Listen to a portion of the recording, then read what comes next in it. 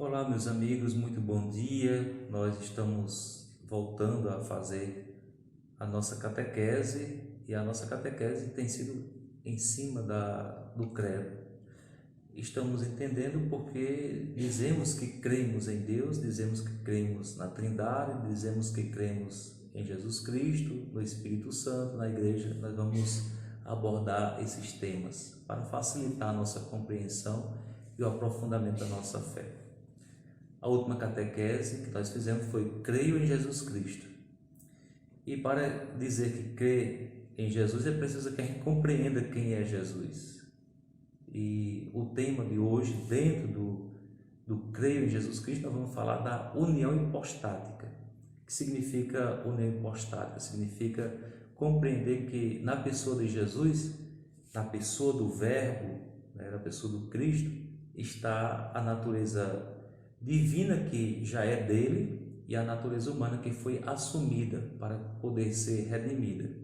Então, o símbolo niceno-constantinopolitano, que é aquele credo maior que algumas vezes vem no folheto da missa, o chamado jornalzinho domingo, ele nos diz assim: creio em Jesus Cristo, verdadeiramente Deus e verdadeiramente homem.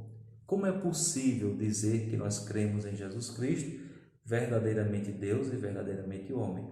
Por causa da união hipostática, ou seja, existe uma pessoa pré-existente na Trindade, que é a pessoa do Verbo, e este Verbo se encarna.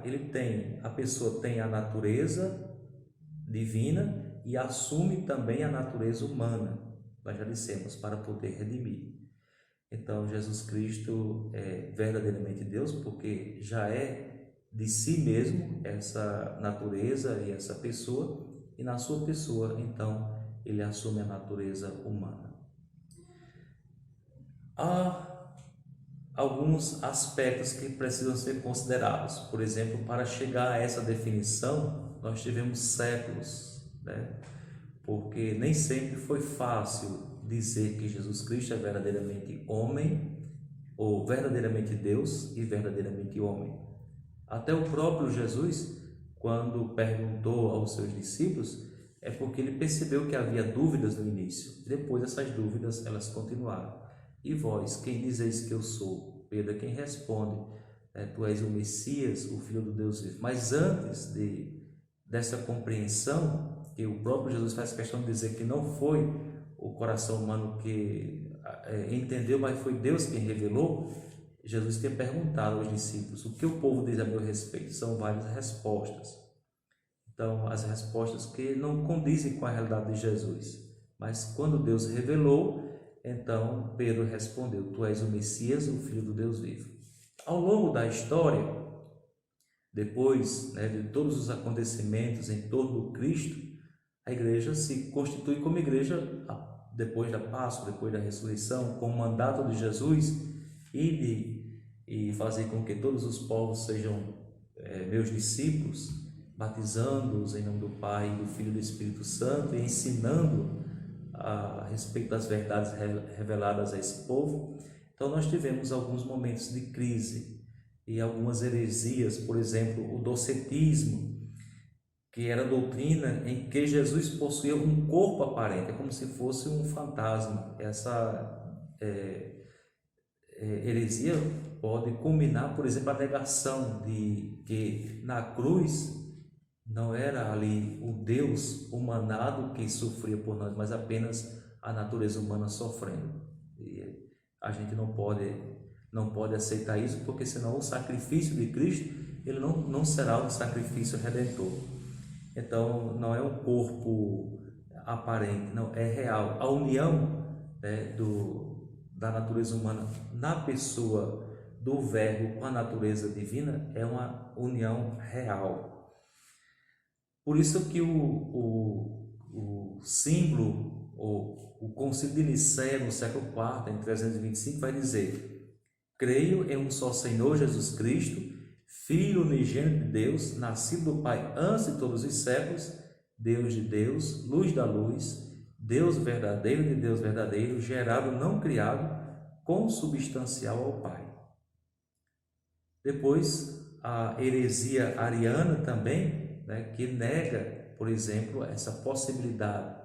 Então é como se Jesus fossem duas pessoas ou tivessem duas substâncias, como se fossem duas pessoas distintas, né? Uma que, digamos assim, fazia a ponte com o divino, mas a outra que vivia a experiência da humanidade. Mas o concílio quer dizer que Jesus, ele vive a experiência, né, como Deus humanado, né? Deus encarnado na história da humanidade. Outra heresia é a chamada heresia nestoriana. Essa heresia via em Cristo uma pessoa unida à pessoa divina do Verbo. E o concílio de Éfeso, no século V, em 431, vai então dizer que existe uma unidade. Não são duas coisas distintas, né? Existe uma unidade. Uma só pessoa, a pessoa do Verbo, que tem as duas naturezas. A natureza que é própria dela, a natureza de Verbo, a natureza de Filho de Deus, e a natureza assumida, que é a natureza humana. Então, o concílio de Éfeso diz: a humanidade de Cristo não tem outro sujeito senão a pessoa divina do Filho de Deus, que a assumiu e a fez sua desde a concepção. Por outro lado, ainda temos a chamada heresia monofisita. Essa heresia monofisita dizia que a pessoa do Verbo e a natureza do Verbo, por ser mais forte que a natureza humana, teria aniquilado ou suprimido a natureza humana. Mas o objetivo não é suprimir, mas ao contrário, é redimir. Por isso, essa heresia ela não pode fazer parte da nossa fé. Então, o Concílio de Calcedônia, já no século V, no ano de 451, diz: um só e mesmo Cristo, Senhor, Filho único, que devemos reconhecer em duas naturezas, sem confusão, sem mudanças, sem divisão, sem separação. A diferença das naturezas não é de modo algum suprimida pela sua união, mas antes as propriedades de cada uma são salvaguardadas e reunidas em uma só pessoa e uma só hipóstase, a do Verbo. É do Verbo porque é uma pré-existência. O Verbo existe antes da condição humana dele. Então, nós temos lá o Evangelho de João dizendo: no princípio era o Verbo estava com Deus e o Verbo era Deus. Depois, lá pelo versículo 14, nós estamos no capítulo 1, vai dizer: e o Verbo se fez carne e habitou entre nós. Então, contra essas heresias e outras, acerca do mistério da encarnação, a igreja combateu veementemente, defendendo a fé que recebeu dos apóstolos e confessando que Jesus é inseparavelmente verdadeiro Deus e verdadeiro homem.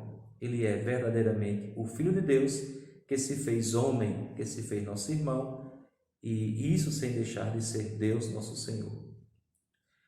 O ensinamento no mistério da encarnação do Verbo Divino, que é celebrado no Natal, ou seja, o Verbo que se encarna e assume esta condição humana a partir do sim de Maria, surge, portanto, no seio da humanidade, no meio da humanidade, o verdadeiro homem que vem de Deus, o segundo Adão, Jesus Cristo, que vem recapitular toda a criação, sobretudo vem como que divinizar o homem, mudando a nossa imagem de homens terrestres, fraco e pecador, para a imagem de homem celeste. Então, de maneira que, unidos a Cristo, o segundo Adão, o ser humano se torna ser celeste. Nós nos tornamos filhos de Deus. O fato é que as Sagradas Escrituras nos ensinam que Deus visitou o seu povo, cumpriu as suas promessas. Deus não abandonou o ser humano por causa do seu pecado. Ao contrário, Deus chamou o ser humano e deu a ele a possibilidade de recomeçar a sua vida, de só erguer a sua vida. Nós poderíamos até trazer a imagem da fênix, que é aquela que ressurge das cinzas. Então o homem ressurge do pecado por causa da graça que foi derramada em seu coração. O primeiro anúncio desse recomeçar, nós encontramos no livro do Gênesis, lá no capítulo 3, versículo 15, que é o primeiro anúncio do Evangelho, ou seja, de que a partir do sim da humanidade surgiria um Salvador, que é Jesus Cristo, que nós dizemos que é Messias, o Salvador, aquele que deu a vida por nós, um novo Adão. De tal maneira que, assim como diz o apóstolo Paulo, assim como por um só homem, Adão, entrou no mundo o pecado e a morte, ou todos se tornaram pecadores, assim também, por um só homem, todos se tornaram justos, todos foram justificados, todos foram santificados.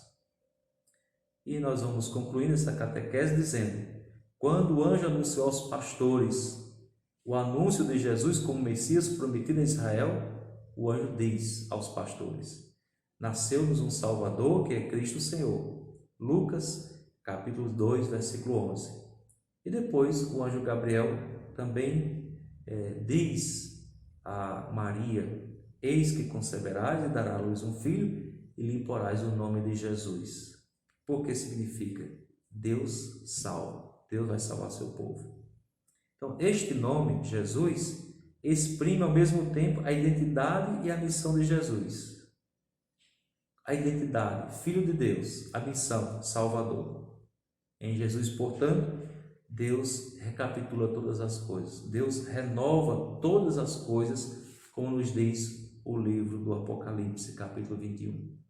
Jesus renova todas as coisas. Eis que eu faço novas todas as coisas. Esse tempo pascal é exatamente o tempo da gente compreender que a ressurreição de Jesus é a ocasião de nós nos unirmos a Ele para que esta graça da ressurreição nos torne homens e mulheres renovados pelo seu amor.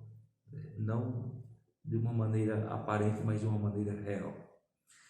Obrigado a você que escutou ou que viu a nossa catequese. E agora eu invoco sobre você e sua família a bênção de Deus, desejando a todos um bom final de semana. O Senhor esteja convosco, Ele está no meio de nós. Abençoe-vos o Deus Todo-Poderoso, o Pai, o Filho e o Espírito Santo. Amém.